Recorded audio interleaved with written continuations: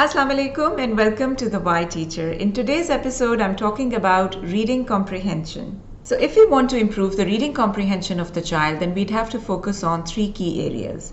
The first one being the child's ability to identify key ideas and details. The second falls under integration of knowledge. And finally, the third one is the child's understanding of the author's craft and structure through writing. Let's start with key ideas and details. So when we talk about key ideas and details, we are referring to the author's main idea in the story, the central theme of the story, or the message that the author is trying to give through the story text. So the children who are in the habit of reading regularly have certain habits that help support this skill. So having a highlighter to highlight keywords that might be repetitive in the text, to highlight key ideas that are being that the author is emphasizing on, taking notes on a side, and exploring how the main idea is validated through supporting details is a great skill to engage, or strategy to engage, to understand key ideas and details.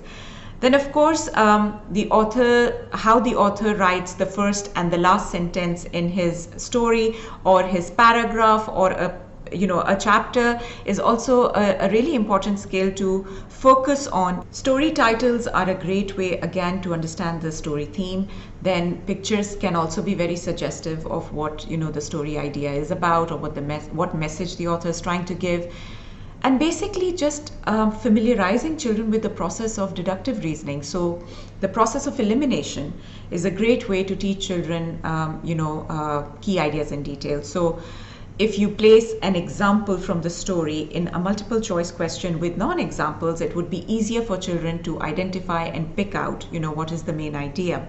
Next, we have integration of knowledge. So the word integration itself suggests that now the thinking process is going to become a little more complicated, because a lot more skills would be required now to think critically about the text. So clearly when a child is reading a piece of text, he might have some prior knowledge about the topic, and while he is reading, he acquires new ideas about it. So now it all comes down to the child to merge these two pieces of information, of what he knows and what he's learned, to draw some intelligent conclusions. This entire process becomes complicated because now the child has to have credible sources to prove and validate his points. He needs to justify his stance on what he believes to be the correct answer. So doing that requires the child to engage different kinds of strategies. So teach the child how to trace and evaluate, claims in a story. Claims that are backed by evidence and claims that are not backed by evidence. So teaching the child how to disconnect with personal opinion and judgment on a piece of text is really important. A lot of times children tend to falter in answering questions correctly because they tend to bring in their knowledge on top of, as a priority to what the text actually says. So this conflict of what you've learned, what you know, to what new information is being presented to you is something that the child needs to find a balance on. So the importance that you need to the importance of credibility, the importance of sources, the importance of what the text says explicitly or inexplicitly about the topic is what the child needs to use as a reference to answer the questions. So we can say that drawing conclusions, making connections, understanding author's purpose, summarization, engaging context clues, and engaging inductive reasoning are all integral skills to integration of knowledge. And finally, we come to craft and structure. Craft and structure has everything to do with how the author's message to the story is conveyed. Now that has a lot to do with the author's word choice, the diction, the figurative language, the imagery that's created. It has a lot to do with the vocabulary that has been used, how a sentence, a phrase, or has been used in the story, the placement of the sentence in a story, and how it impacts the overall structure of the text. Why paragraphs have been placed in a certain way. Does the author have a distinct style of writing? So when we talk about word choice, it might be about whether the author writes in a formal manner or an informal manner. When we talk about diction, is Is he expansive? Does he really elaborate on the details?